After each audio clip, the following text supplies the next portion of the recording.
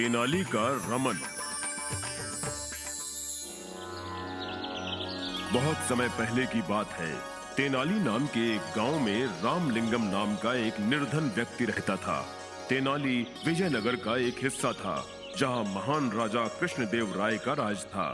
रामलिंगम एक चतुर व्यक्ति था, जिसे रमन भी बुलाते थे, पर उसे काम करना नहीं पसंद था और वो अपना समय आलस्य में बिताता था।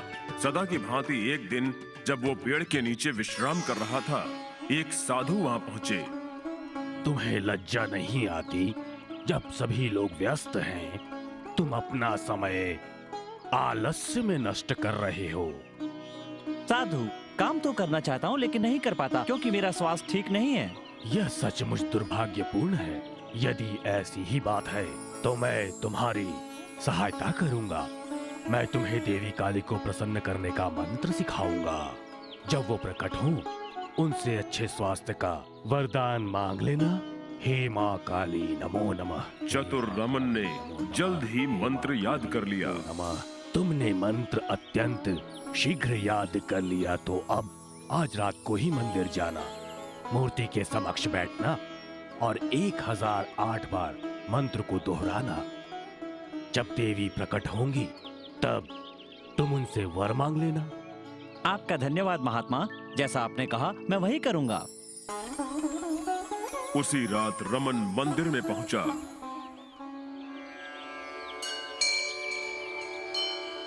मूर्ति के सामने बैठा तथा मंत्र का जाप करने लगा। जैसे ही उसने अंतिम बार मंत्र पढ़ा, एक चमक से उसकी आंखें चौंधिया गईं। रमन ने एक स्वर सुना। मेरे पुत्र, तुम्हारी पूजा से मैं प्रसन्न हूँ।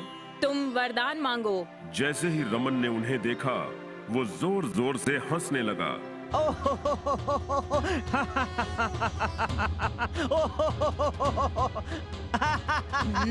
देवी क्रोधित हो गई। तुमने मुझ पर हंसने का साहस कैसे किया?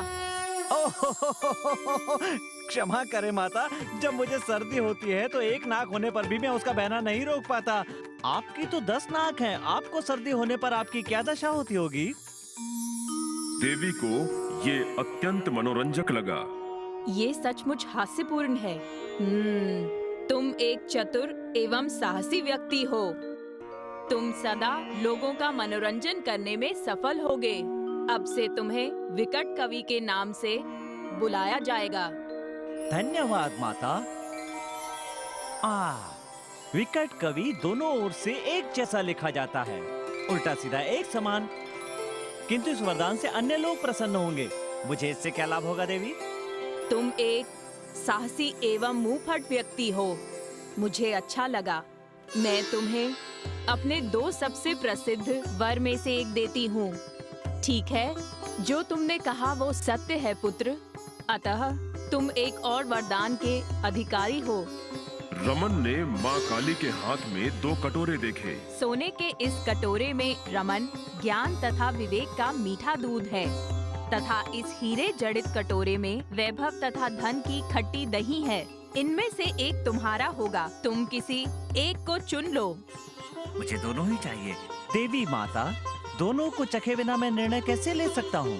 तुम्हारी बात सत्य है। बिना सोचे देवी ने 2 कटोरे दे दिए, ये समझने के पहले ही कि क्या हो रहा है।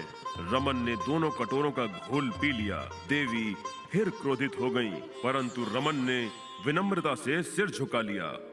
ओह माता, कृपया मुझे क्षमा करें। आप जानती हैं कि एक के बिना दूसरा व्यर्थ है। आनंदमय जीवन के लिए मेरे पास दोनों होने चाहिए। देवी शांत हो गई।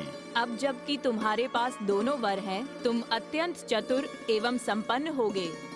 ये शब्द कहकर माँ काली अंतर्ध्यान हो गई। रमन बहुत प्रसन्न हुआ तथा घर लौट आया। ये तेनाली का गांव मेरे जैसे व्यक्ति के रहने योग्य नहीं है। मुझे विजयनगर की राजसभा में जाकर कृष्णदेव राय का हृदय जीतने का प्रयास करना चाहिए। रमन जानता था कि ये सरल कार्य नहीं है, परंतु वो विजयनगर जाने के लिए कटिबद्ध था। सर्वप्रथम मैं विजयनगर जाऊंगा, तत्पश्चात महल प्रवेश का उपाय खोजूंगा, किंतु उससे पूर्व मुझे किसी की सहायता लेनी होगी। किसी सहायक को ढूंढने की चिंता में रमन के दिन व्यतीत होने लगे। एक दिन रमन को पता चला कि विजयनगर के राजगुरु उसके गांव के मंदिर में आ रहे हैं। भाग्य मेरा साथ दे रहा है। अगले दिन जब राजगुरु मंदिर आए, रमन ने उनका पीछा किया। गुरुजी, मैं तेनाली का रामन हूँ, मुझे अपना सेवक माने। क्यों ना मैं इस मूर्ख गवार की सेवा लूं हम? ठीक है, मैं नदी में स्नान करने के लिए जा रहा हूँ। तब तक तुम मेरे वस्त्र संभालो। गुरुजी, मुझे आशा है कि एक दिन मैं भी विजयनगर की सभा में जाऊंगा। अच्छा, वो कैसे? राजसभा का विदूषक बनकर। ठीक है, तुम विजयनगर आ जाना और मैं तुम्हारी सहायता करूंगा। सहायक मिल जाने के विश्वास के साथ कुछ दिन बाद रमन अपनी माँ, पत्नी तथा सामान के साथ तेनाली से चल पड़ा। जब वो विजयनगर पहुंचा, उसने राजगुरु से मिलने का निश्चय किया। अगले ही दिन वो राजगुरु के घर गया।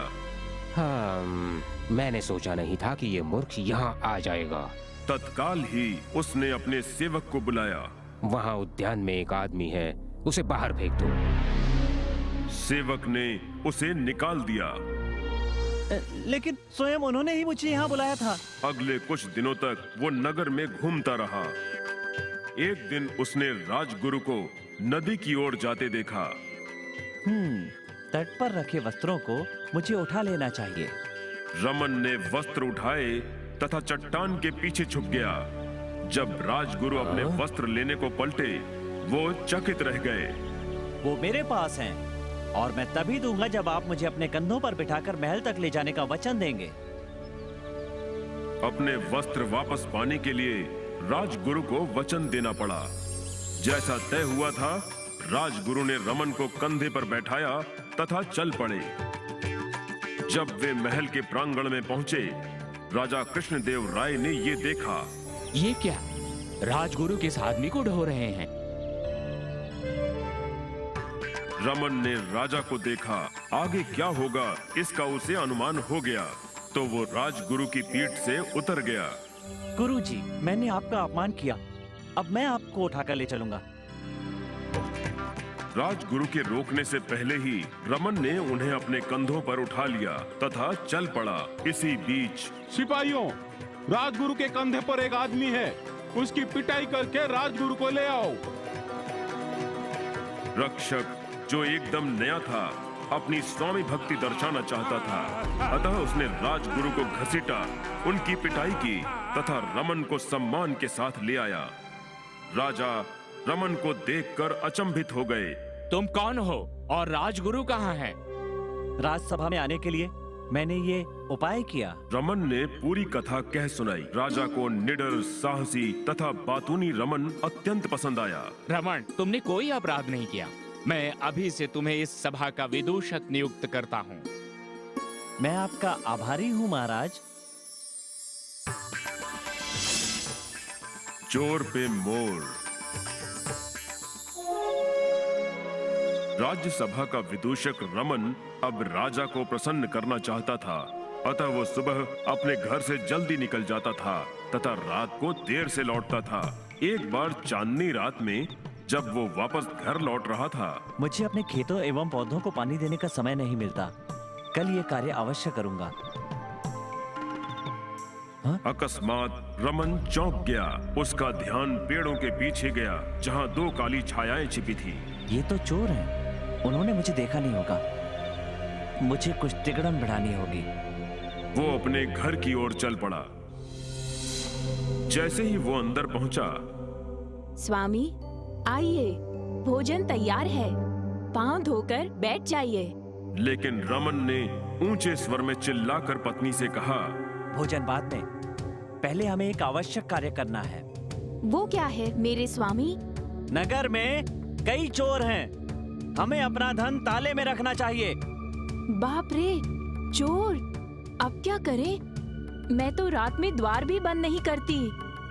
चिंता मत करो, सारा धन तथा आभूषण एक संदूक में रखो, उसे हम कुएं में फेंक देंगे। किसी को इसका आभास तक नहीं होगा। दोनों चोरों को रमन का स्वर स्पष्ट सुनाई दे रहा था। वे एक दूसरे को देखकर हंसे। रमन ने पत्नी के पास आकर धीमे स्वर में कहा, बाहर दो चोर छुपे हुए हैं, उन्हें मूर्ख बनाना है। संदूक में कुछ भारी वस्तुएं रख दो। ओहो, संदूक भरने में कितना समय लगा रही हो? रमन की पत्नी समझ गई कि क्यों उसका पति चिल्लाकर बोल रहा है। आपने बिल्कुल सही कहा, मैं ये कार्य शीघ्र ही करती हूँ। इस पत्थर की सिल को पेटी में रख देती हूँ।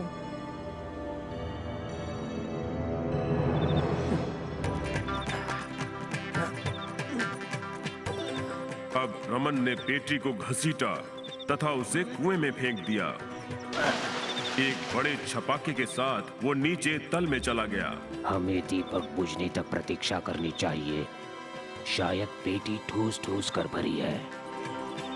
आशा है ये धन बहुत समय तक हमारे काम आएगा। थोड़ी देर बाद दीपक बुझ गया। चलो अब कुएं की ओर चले। जरा ध्यान से, तुम आवाज नहीं करना। चोर कुएं पर पहुंचे तथा झांकने लगे। कुएं में अधिक पानी नहीं है। हमारा कार्य सरल हो गया। चलो कुआं खाली करें और जल्दी से अपना धन निकाल लें। दोनों ने पूरी रात्रि काम किया, परंतु व्यर्थ रहा। एक कुएं से पानी खींचता था और दूसरा बाहर फेंकता था। पानी पौधों की ओर बह जाता था। 1 बाल्टी, 2, 3, 4। बस कुछ घंटों बाद हम धनवान होंगे। 50, 51। अब तुम करो। मैं थक गया हूँ। तुम उधर खिसको। 53, 54, 110। अब और नहीं। क्या पेटी दिखी? नहीं, अभी नहीं। पर हिम्मत मत हारो। चलो पानी खींचो। 111।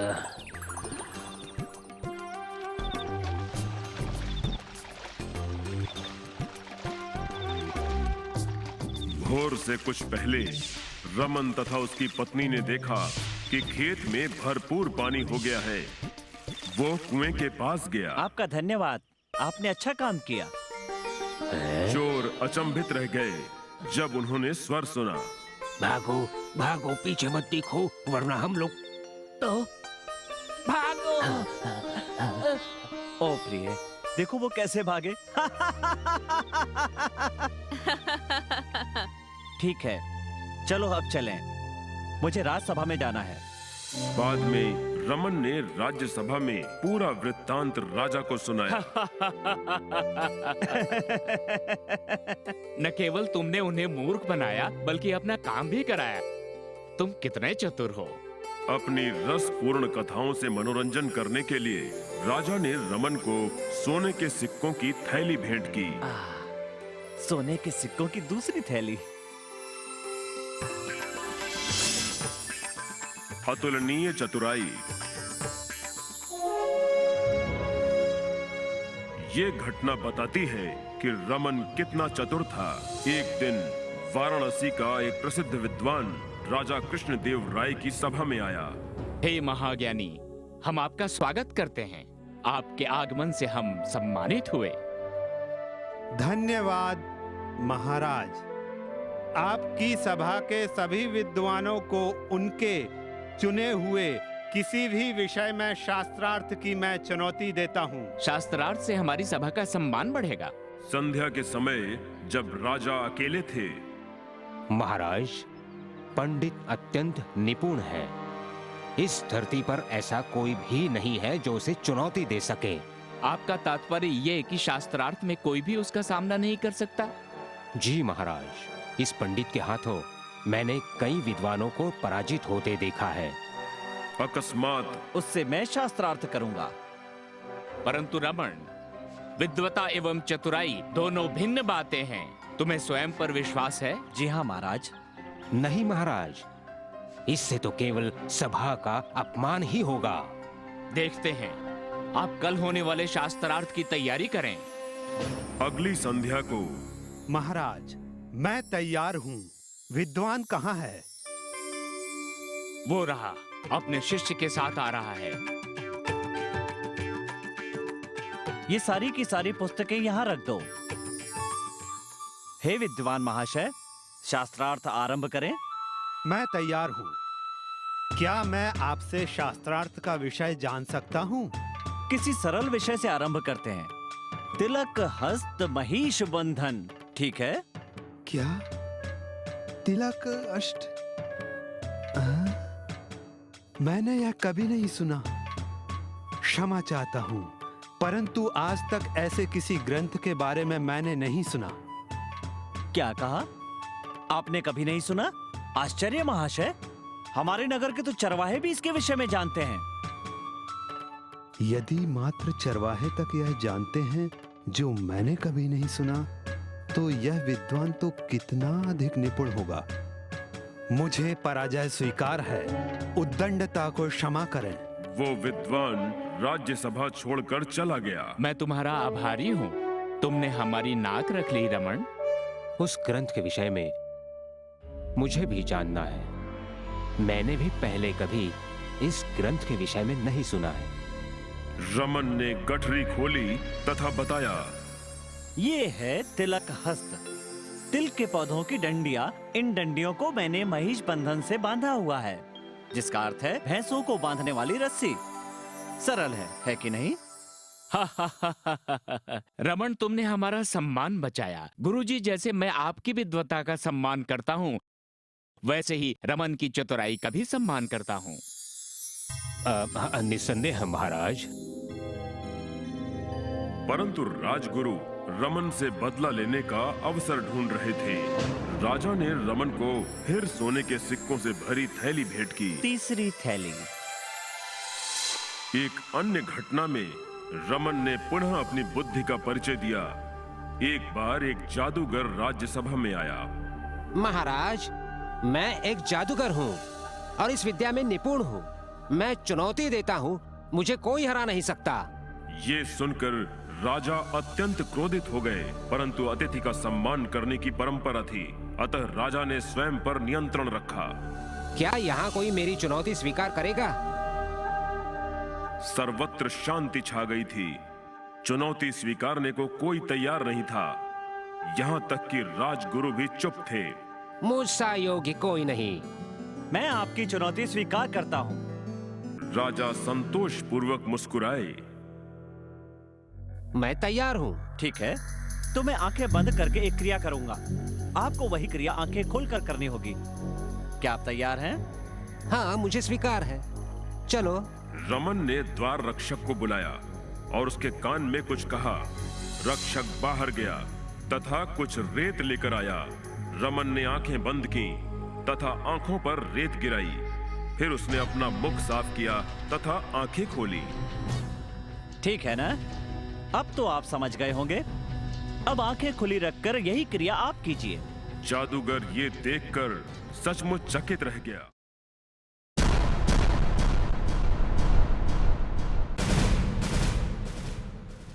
रावण, तुम अकेले खड़े हो।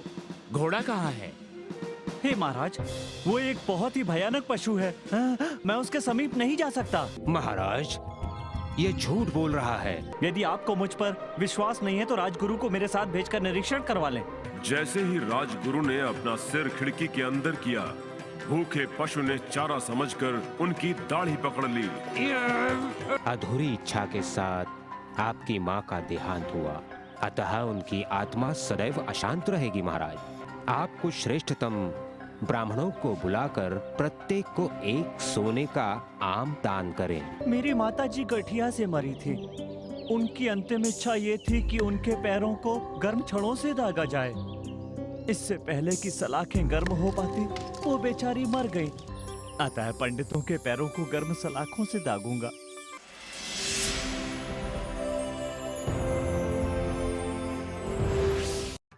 मैं तुम्हें देवी काली को प्रसन्न करने का मंत्र सिखाऊंगा।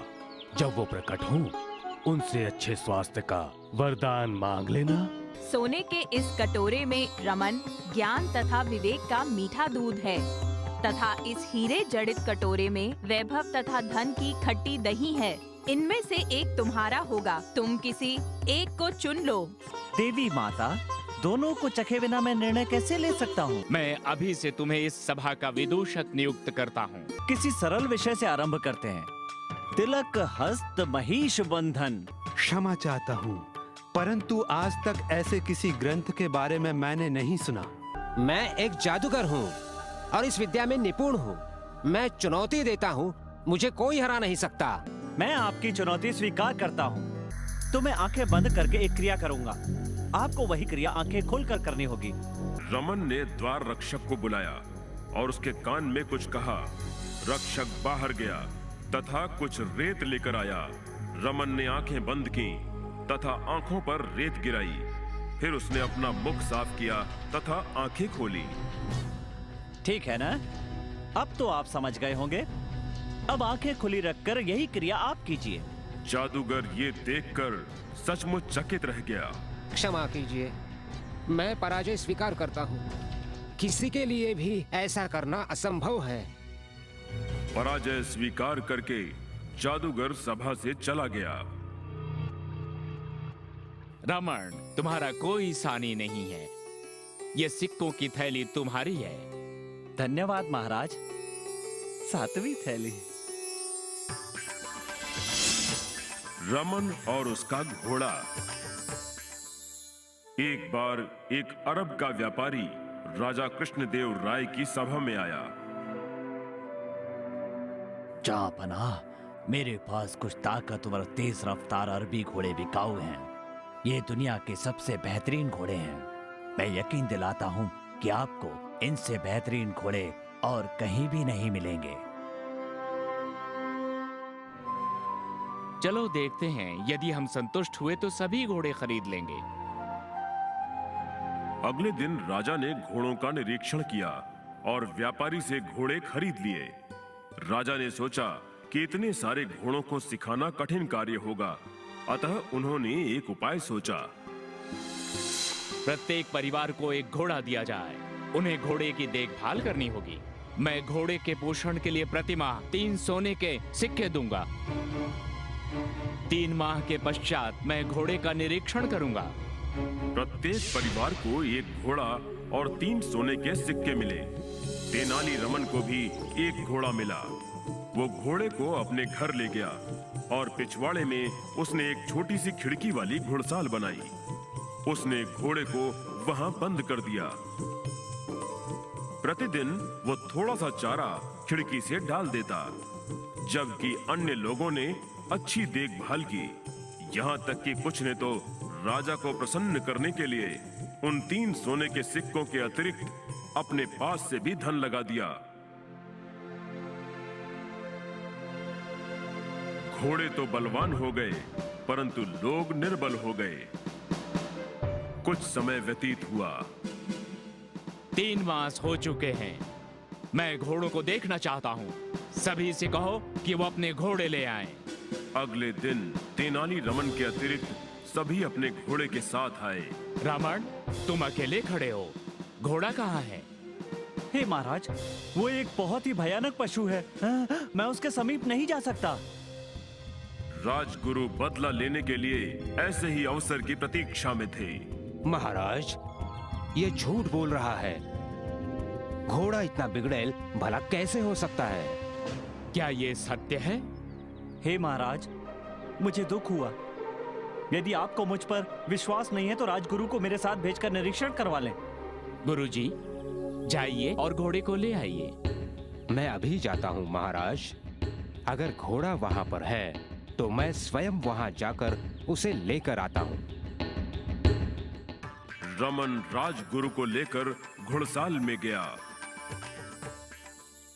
मूर्ख मानव, इस कोठरी को तुम घुड़साल कहते हो?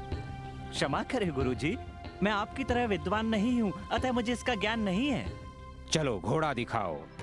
इस ओर गुरुजी, आप उसे छेद में से देखें। परंतु ध्यान रहे, बाद में मुझे दोष मत देना। जैसे ही राजगुरु ने अपना सिर खिड़की के अंदर किया, भूखे पशु ने चारा समझकर उनकी दाढ़ी पकड़ ली। रमन, सहायता करो। मुझे समीप आने में डर लगता है, मैंने कहा था ना। चीखना चिल्लाना सुनकर लोग ये जानने के लिए इकट्ठा हुए कि क्या हुआ है। हमें दीवार तोड़नी होगी और कोई चारा नहीं है। तब देर किस बात की है, चलो दीवार तोड़ें। जब दीवार तोड़ी गई तब घोड़ा बाहर आया, परंतु दाढ़ी नहीं छोड़ी। राजगुरु की दाढ़ी काटकर उन्हें छुड़ाते हैं। उनकी रक्षा का बस यही उपाय है। दाढ़ी काटी गई, तभी राजगुरु छूट पाए। घोड़े को महाराज के पास ले चलो। घोड़े को घसीटकर राजा के पास ले जाया गया। जब राजा ने घोड़े को देखा, ये क्या रमन, घोड़ा इतना दुर्बल क्यों है? सोने के सिक्कों का तुमने क्या किया? घोड़े को चारा अल्प मात्रा में मिलता था। इसके अलावा ये अत्यंत बिगड़ैल भी था। मैं आपसे एक और निवेदन करना चाहता हूँ। है? क्या निवेदन है? राजा का कर्तव्य है प्रजा की भलाई करना, हाँ?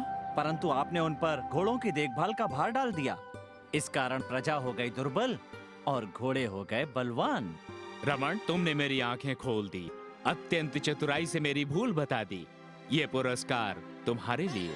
राजा ने पुनः सोने के सिक्कों की एक थैली भेंट की। 8वीं थैली। रमन दिल्ली में। तेनाली रमन का नाम सारे देश में फैल गया था। राजा कृष्णदेव राय के समय में दिल्ली पर मुगल बादशाह बाबर का राज था। हर कोई उस विकट कवि रमन की अक्लमंदी की दाद देता है। मैं भी उस विकट कवि से मिलना चाहता हूँ। ये मेरी दिली तमन्ना है। एक दूत को बुलाया गया।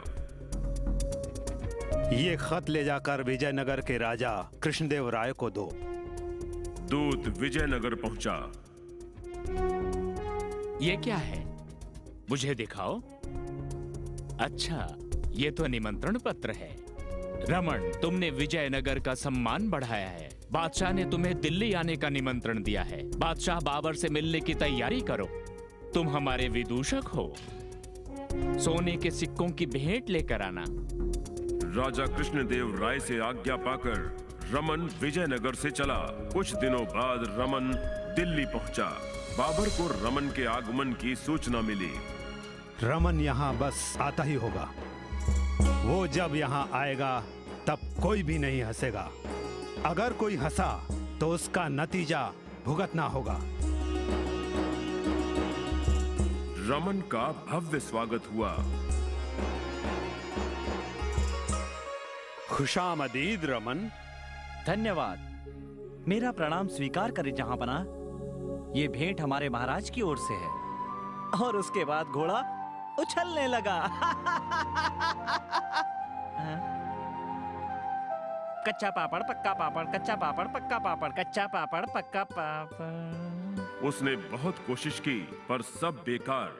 रमन का दिल टूट गया। उसे दुख हुआ कि सिक्कों की थैली के बिना ही उसे राजा कृष्णदेव राय के सामने जाना होगा। सारी रात वो बाबर का हृदय जीतने के विषय में सोचता रहा। अगले दिन सदा की तरह बाबर अपने घोड़े पर घूमने निकले। रास्ते में उन्होंने एक बूढ़े आदमी को भूमि खोदते देखा। सुनिए बुजुर्ग, इस उम्र में आप खुद को इस तरह क्यों थका रहे हैं?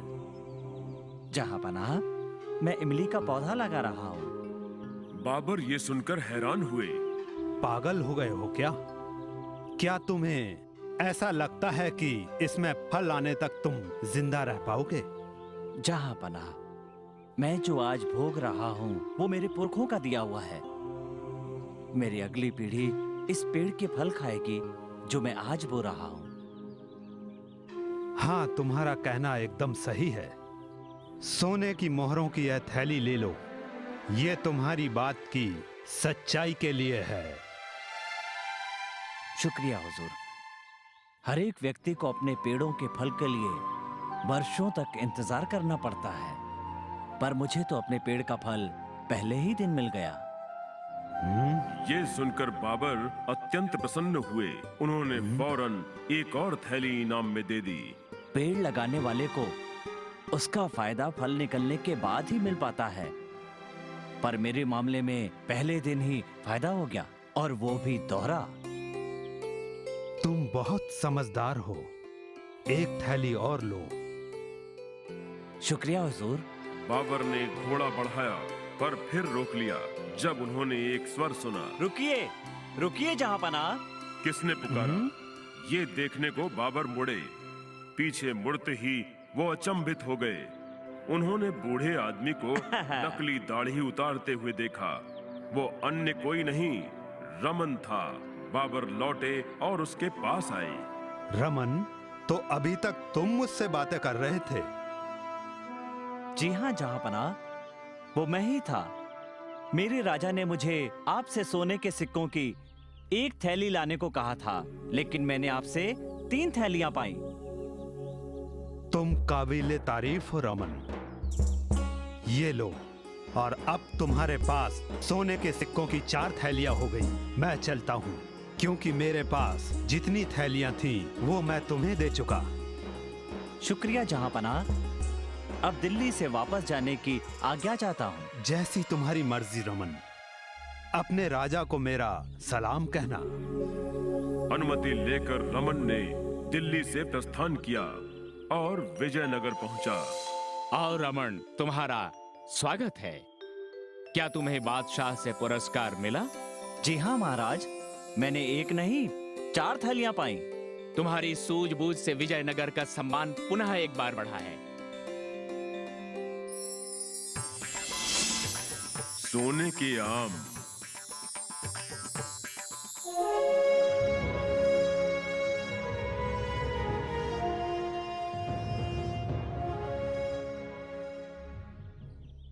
एक बार राजा कृष्णदेव राय कुछ उदास थे। राजगुरु उनके पास आए। महाराज, आप अत्यंत दुखी प्रतीत होते हैं, क्या बात है? गुरुजी, कल मेरी आदरणीय माताजी का श्राद्ध है। उनकी स्मृति से मैं उदास हूँ। एक ना एक दिन हर एक का अंत सुनिश्चित है महाराज। आपने सत्य कहा गुरुदेव, किंतु मेरे दुख का कारण कुछ और है। मैं उनकी अंतिम इच्छा पूरी नहीं कर सका। ऐसी कौन सी इच्छा है जिसे एक राजा पूर्ण न कर सके? उनके आम खाने की इच्छा थी गुरुजी, परंतु आम का मौसम नहीं था। आम लाने की बड़ी चेष्टा की, अगणित धन खर्च करने पर भी एक भी आम नहीं मिला। तुरंत ही राजगुरु के मस्तिष्क में उल्टे विचार आने लगे। आम, सोना, हाँ, मुझे इस अवसर का लाभ उठाना चाहिए। महाराज, कहते हुए दुख हो रहा है, किंतु वह क्यों गुरुजी? कृपया आप जो भी कहना चाहते हैं खुलकर बताएं। अधूरी इच्छा के साथ आपकी माँ का देहांत हुआ, अतः उनकी आत्मा सदैव अशांत रहेगी महाराज। अतः क्या? आप कुछ श्रेष्ठतम ब्राह्मणों को बुलाकर प्रत्येक को एक सोने का आम दान करें। कुछ को ही क्यों, आप राज्य के सारे पंडितों को आमंत्रण भेजें। जैसे आपकी इच्छा महाराज। उस मूर्ख रमन से बदला लेने का ये एक सुनहरा अवसर है। मुझे एक और सोने की थैली मिल गई। राजगुरु ने सभी पंडितों को निमंत्रण भेजा। अगले दिन सभी महल में पहुंचे। ये देखकर रमन खुद को रोक नहीं पाया। हाँ? तो ये पंडित दिवंगत रानी माँ की आत्मा की शांति के लिए इन सोने के आमों को ले जाएंगे। राजा ने भोजन के पश्चात हर एक को सोने का एक आम दिया। ईश्वर आपकी रक्षा करे, चिंता ना करें। अब आपकी माताजी की आत्मा को शांति मिल जाएगी। महाराज की जय हो। निमंत्रण स्वीकारने हेतु आपका धन्यवाद। जब सभी पंडित महल से बाहर आए, उन्हें बाहर रमन खड़ा मिला। रमन, तुम यहाँ पर क्यों खड़े हो? ओ महान विद्वानों, आज मेरी माताजी का भी श्राद्ध है और वो भी अपनी एक अधूरी इच्छा लेकर मरी थी। आपको तो ज्ञात ही है कि इच्छा पूरी न होने से उनकी आत्मा अशांत रहेगी। अतः आप लोगों से निवेदन है हम समझ गए रमन, हम सब तुम्हारे घर आएंगे। मैं आपका आभारी हूँ। सभी पंडित रमन के घर गए। पता नहीं रमन हमें क्या उपहार देने वाला है। निश्चय ही वैसा ही कोई उपहार जैसा महाराज ने हमें दिया। रमन ने उनका स्वागत किया और घर के पिछवाड़े ले गया। पंडित जो उपहार की आशा से आए थे वहाँ का हाल देखकर अचंभित हो गए। सेवक लोहे की छड़ें गर्म कर रहे थे। आइए पहले अपने पैर धो लीजिए। वो क्या कर रहे हैं? मेरी माताजी गठिया से मरी थी। उनकी अंतिम इच्छा ये थी कि उनके पैरों को गर्म छड़ों से दागा जाए।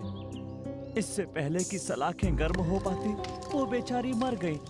आपको तो ज्ञात ही है कि अधूरी इच्छा के कारण उनकी आत्मा को शांति नहीं मिलेगी। अतः पंडितों के पैरों को गर्म सलाखों से दागूंगा। ये कैसा उपहास है? ओहो! हे गुणीजनों, मुझे दुख हुआ। कल आप लोगों ने सोने के आम लेकर राजा की माताजी की इच्छा पूरी की, किंतु आज रमन, किंतु वो बात तो भिन्न थी। तुम हमारे सारे आम ले लो, किंतु समझने की चेष्टा करो। राजगुरु सहित सभी पंडितों ने सोने के आम वापस कर दिए और वहाँ से चले गए।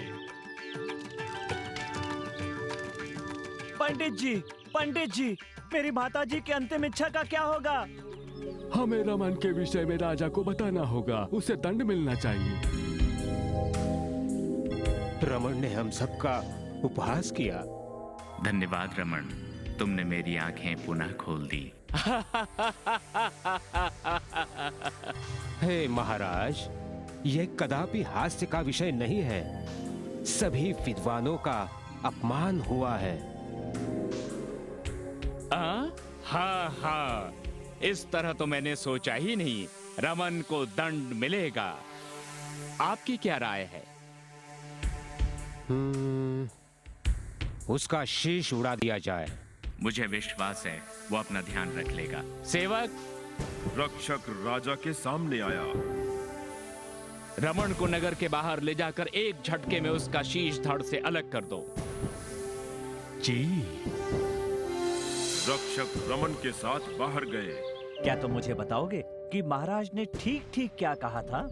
एक झटके में रमन का शीश धड़ से अलग कर दो। तुम्हारे जीवन का अंतिम दिवस, क्या कोई अंतिम इच्छा है?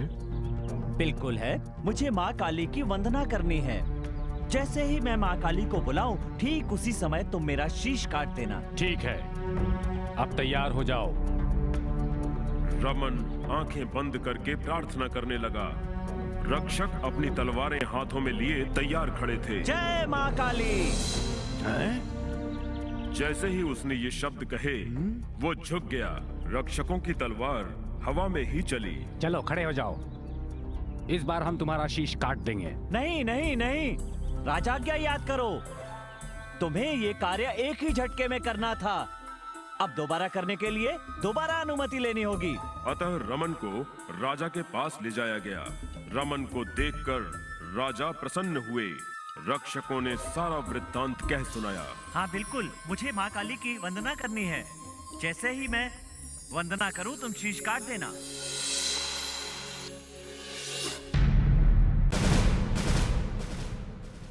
मैं देश भर के कई मल्ल योद्धाओं को पराजित कर चुका हूँ। अब यदि कोई मेरे साथ युद्ध करना चाहता है तो मैं उस योद्धा को चुनौती देता हूँ। महाराज, मुझे आज्ञा दें, मैं इसका सामना करूंगा। रमन इतने बड़े व शक्तिवान योद्धा को चुनौती कैसे दे सकता है? वो तो मल्ल युद्ध के विषय में कुछ भी नहीं जानता। निश्चय ही वो पराजित होगा। एक बिल्ली और एक गाय प्रत्येक परिवार को दे दी गई। सभी की तरह तेनाली को भी एक गाय और एक बिल्ली मिली। हर कोई बिल्ली को दूध पिलाता था। क्या मूर्खता है, मैं बिल्ली को दूध नहीं पिलाऊंगा। तुमने सीमा पार कर ली है रमन। कल से अपना चेहरा मत दिखाना। अब तुम यहाँ से चले जाओ।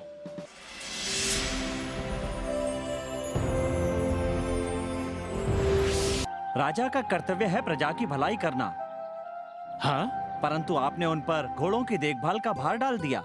इस कारण प्रजा हो गई दुर्बल और घोड़े हो गए बलवान। रमन, तुमने मेरी आंखें खोल दी, अत्यंत चतुराई से मेरी भूल बता दी। ये पुरस्कार तुम्हारे लिए। क्या तुम्हें ऐसा लगता है कि इसमें फल आने तक तुम जिंदा रह पाओगे? जहां पना, मैं जो आज भोग रहा हूँ वो मेरे पुरखों का दिया हुआ है। मेरी अगली पीढ़ी इस पेड़ के फल खाएगी जो मैं आज बो रहा हूँ। तुम काबिले तारीफ हो रमन। रमन को दंड मिलेगा। आपकी क्या राय है? उसका शीश उड़ा दिया जाए। चलो खड़े हो जाओ, इस बार हम तुम्हारा शीश काट देंगे। नहीं नहीं नहीं, तुम्हें ये कार्य एक ही झटके में करना था। अब दोबारा करने के लिए दोबारा अनुमति लेनी होगी। रमन को राजा के पास ले जाया गया। रमन को देखकर राजा प्रसन्न हुए। रक्षकों ने सारा वृत्तांत कह सुनाया। हाँ बिल्कुल, मुझे माँ काली की वंदना करनी है। जैसे ही मैं वंदना करूँ तुम शीश काट देना। ये ईश्वर की इच्छा है कि रमन जीवित रहकर सबको प्रसन्न रखे, अतः हम उसे क्षमा करते हैं। राजा के विरुद्ध राजगुरु कुछ न कह सके, अतः वो वहां से चले गए। तेनाली रमन और पहलवान।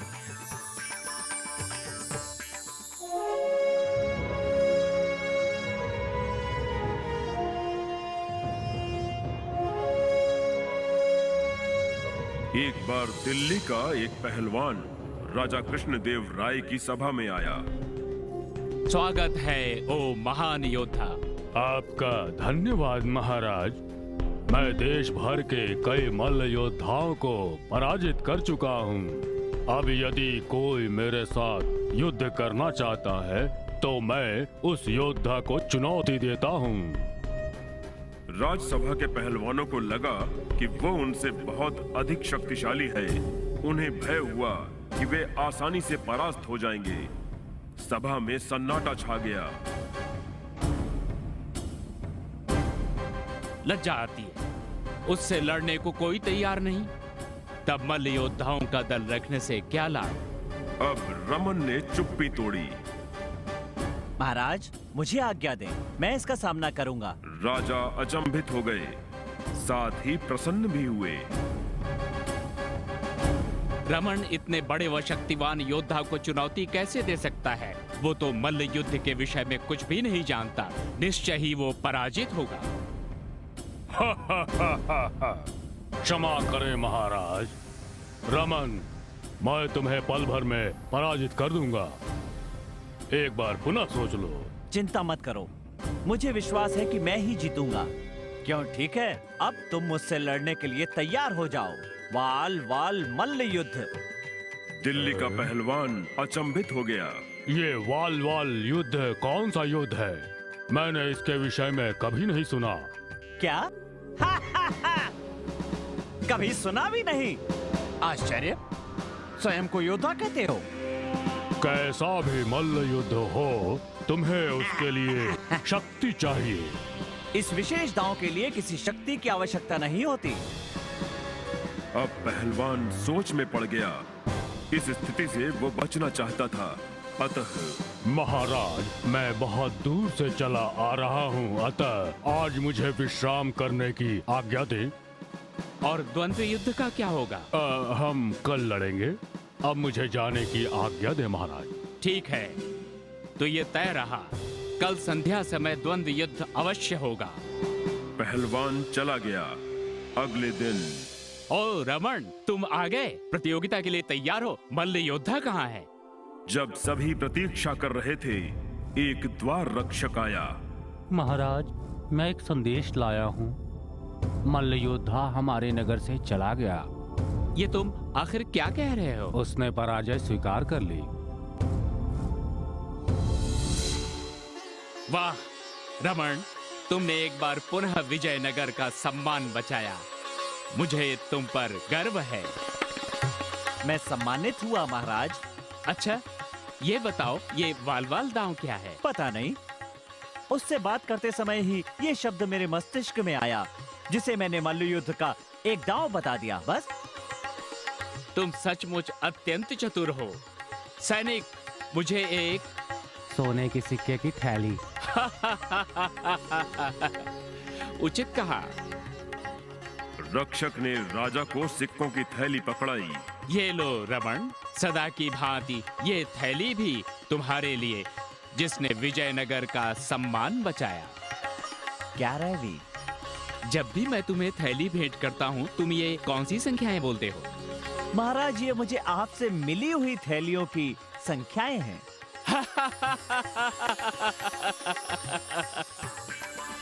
बिल्ली भागे दूध से।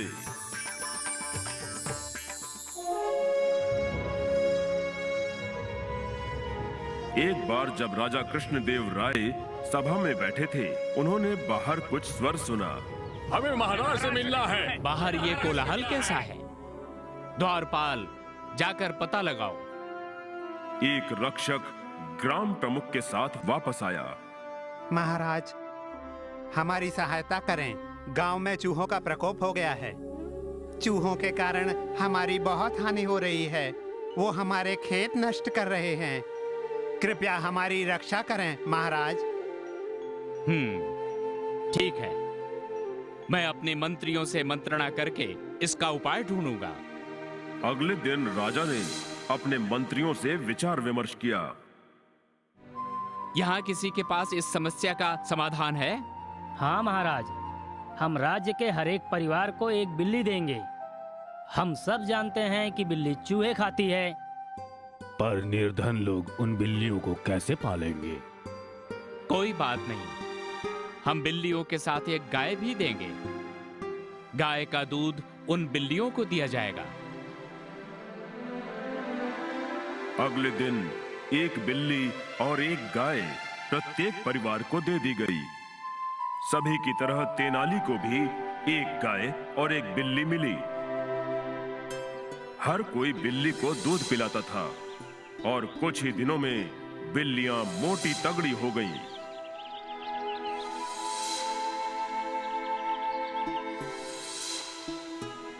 क्या मूर्खता है!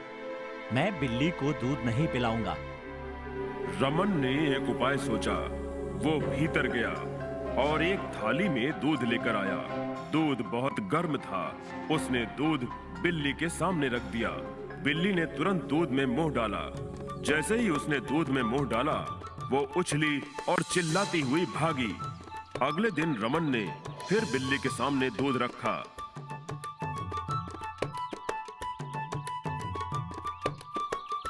दूध देखते ही बिल्ली वहां से भाग गई। बिल्ली के बजाय रमन और उसका परिवार उस दूध का सेवन करता था। महीने व्यतीत हुए। उन बांटी गई बिल्लियों को मैं देखना चाहता हूँ। कल सबको अपनी बिल्लियों के साथ यहाँ बुलाओ। अगले दिन राजा के आदेशानुसार सभी लोग अपनी बिल्ली लेकर राज्यसभा में आए। बढ़िया, बहुत बढ़िया। सबकी बिल्लियां स्वस्थ और अच्छी लग रही हैं। परंतु तेनाली की बिल्ली को देखकर राजा अचंभित हो गए। रमन, ये क्या है? तुम्हारी बिल्ली बहुत दुर्बल है। लेकिन मैं क्या करूं महाराज, ये दूध पीती ही नहीं। जब भी इसके सामने दूध रखता हूँ ये भाग जाती है। मैं असहाय हूँ। विश्वास नहीं होता, बिल्ली दूध से घृणा करे? ये तो असंभव है। अब आप स्वयं ही देख ले महाराज।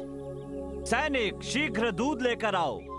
रक्षक दूध लेकर आया। जैसे ही बिल्ली ने दूध देखा, वो रमन की पकड़ से छूटी और भाग निकली।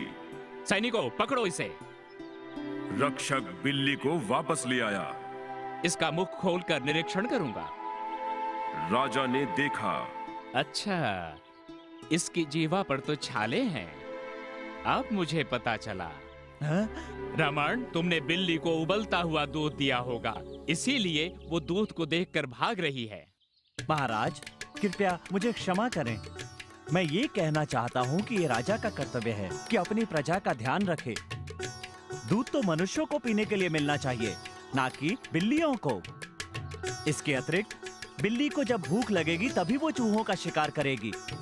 जब उसका पेट दूध से भरा होगा तो वो शिकार क्यों करेगी महाराज? हमारा उद्देश्य भी पूरा नहीं होगा। सत्य वचन।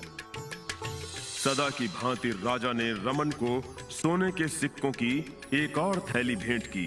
ये 12वीं। पुरस्कार में हिस्सेदारी। एक बार नर्तकों का एक प्रसिद्ध दल विजयनगर आया। सारे नगर में उसकी चर्चा थी। सभी उस दल के प्रदर्शन की प्रशंसा कर रहे थे। मैं भी नृत्य देखना चाहता हूँ। प्रदर्शन का प्रबंध करो। जैसी आपकी आज्ञा। अगले दिन दल राजसभा में आया। प्रदर्शन प्रारंभ होने ही वाला था। मंत्री जी, मैं कोई विघ्न नहीं चाहता। किसी को अंदर नहीं आने दिया जाए। एक विशेष रक्षक को महल के द्वार पर नियुक्त किया गया और दूसरे को कक्ष के द्वार पर। तभी वहां तेनाली रमन आया। उसे पता चला कि राजा अकेले ही प्रदर्शन का आनंद ले रहे हैं। नृत्य देखने की उसकी भी इच्छा हुई। उसने महल में प्रवेश करने की चेष्टा की।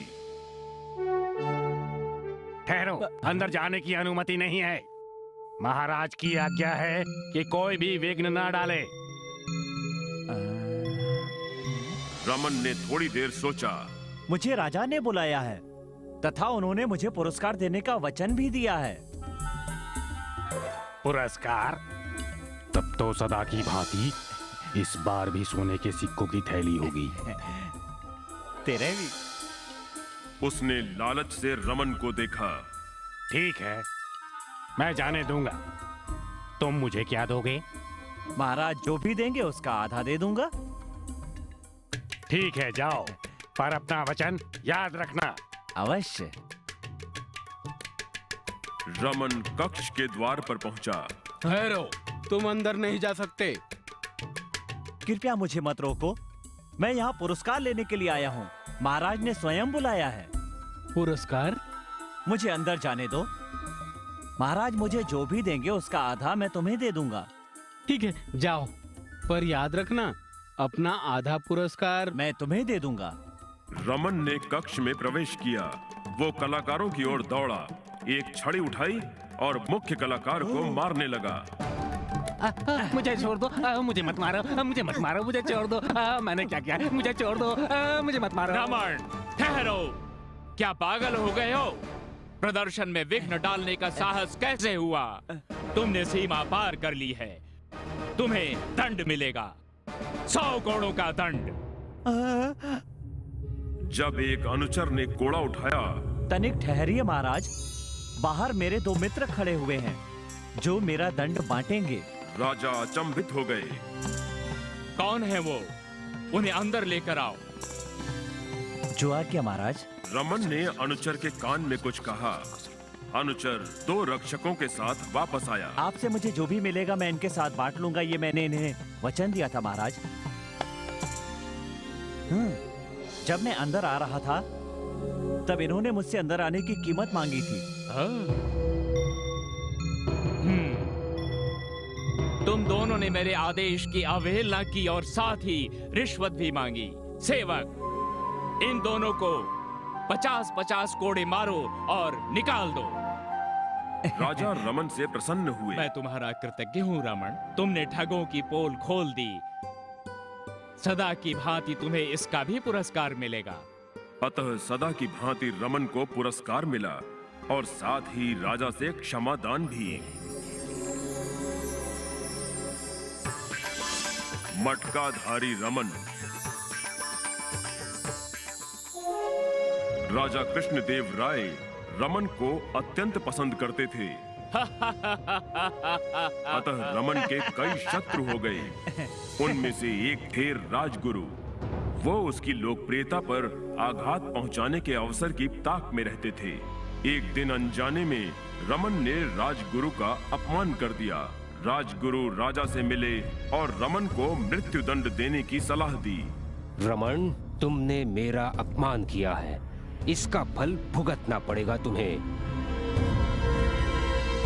उसने मेरा नहीं पूरे राज्य का अपमान किया है। ऐसी बात है तो आप ही बताएं, उसे कैसे दंडित किया जाए?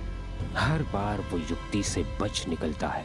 इस बार ऐसा उपाय सोचना होगा कि उसका काम तमाम हो जाए। महाराज, उसे गले तक धरती में गाड़ दें और हाथी से उसका सर कुचलवा दें। क्या मैं उसे खोदूंगा? समझ में नहीं आता वो स्वयं को कैसे बचा पाएगा। रक्षक रमन को नगर के बाहर ले गए और धरती खोदने लगे। जब गड्ढा तैयार हो गया, गड्ढे में उतरो। अब तुम्हारी कोई भी युक्ति काम नहीं आएगी। रमन गड्ढे में उतरा और रक्षकों ने उसे गले तक मिट्टी से ढक दिया। चलो अब हम हाथी को लेकर आते हैं। रमन ने देवी काली की प्रार्थना की। जय मां काली। अरे कोई तो इस रास्ते से निकले। मां काली ने प्रार्थना सुन ली। ये धोबी इसी तरफ आ रहा है। धोबी जब रमन के पास आया तो चकित रह गया। ये मैं क्या देख रहा हूँ? ये धरती के अंदर क्यों है? अवश्य ही कोई महान योगी होंगे। धोबी रमन के और पास आया। हे महान स्वामी, कृपया आशीर्वाद दें। मैं कोई महान नहीं हूँ। मैं तुम्हें आशीर्वाद कैसे दूं? मैं तो बस एक साधारण सा धोबी हूँ, तुम्हारी तरह। ये क्या कह रहे हो? यदि ऐसा है तो स्वयं को धरती में क्यों गाड़ रखा है? क्योंकि मेरी चिकित्सा हो रही है। मेरी पीठ पर कुबड़ है, तुम्हारी तरह। परंतु मैंने सुना है इसकी कोई चिकित्सा नहीं है। तुमने गलत सुना है। चिकित्सा है मित्र, अत्यंत आसान है। स्वयं को ऐसे ही 1 घंटे के लिए गाड़ दो, तब तुम्हारी पीठ भी सीधी हो जाएगी। विश्वास नहीं होता? तो स्वयं देख लो। तुम मुझे यहाँ से निकालने में सहायता करो। धोबी ने धरती खोदी और रमन को बाहर निकाल लिया। देखा तुमने? है न ये महान चमत्कार? एक निपुण वैद्य ने ये उपाय बताया था और ये काम कर गया। ओ महान वैद्य, आपका धन्यवाद। मैं भी करके देखूं? अवश्य, मैं तुम्हारी सहायता करूंगा। इस प्रकार रमन बच गया और धोबी गड्ढे में घुस गया। जब रक्षक हाथी के साथ लौटे, तब रमन के स्थान पर दूसरे व्यक्ति को देखकर चकित रह गए। गड्ढे में जो मनुष्य था वो कहाँ गया? तुम इसमें कैसे आए? यहाँ दबे व्यक्ति ने मुझसे बताया, ऐसे कुबड़ का इलाज होगा। रक्षकों ने गड्ढे से बाहर आने में धोबी की सहायता की। अभी भी मेरी पीठ में कुबड़ है। तुम्हारी पीठ तोड़ दी जाएगी यदि राजा को पता चला कि दंड के भागी रमन को तुमने भगाया है। मैं चला। रक्षक राजा के पास गए और बताया कि रमन भाग गया। तुमने सीमा पार कर ली है रमन। कल से अपना चेहरा मत दिखाना। अब तुम यहाँ से चले जाओ। दुखी मन से रमन सभा से चला गया। अगले दिन जब राजसभा की कार्यवाही शुरू हुई, मुझे उसकी याद तो आएगी, फिर भी बिना उसके रुकावट डाले मैं अपने मंत्रियों से बात कर सकता हूँ। जैसे ही राजा ने आरंभ किया, सभा में शोर हुआ। ये कैसा कोलाहल है? क्या हो रहा है? सभी एक व्यक्ति को देखकर चकित थे, जिसने अपने चेहरे को मटके से ढक रखा था। ये तो बड़ा विचित्र दिख रहा है। ये कौन है? इसने अपना वेश ऐसा क्यों बनाया है? तुम कौन हो? इस तरह तुम राजसभा का अपमान कर रहे हो। क्षमा करें महाराज, मैं विवश हूँ। रमन, मैंने कहा था ना कि अपना चेहरा मत दिखाना। इसीलिए तो महाराज मैंने इसे ढक रखा है। राजा अपनी हंसी नहीं रोक सके। तुम पर क्रोधित होना असंभव है। तुम मटका उतार सकते हो। देवता भी तुम्हें चतुराई में हरा नहीं सकते। तुम्हारी आयु लंबी हो। रावण बलपूर्वक माता सीता को अपने पुष्पक यान में बिठाकर वहां से उड़ चला। मेरे भैया की अर्धा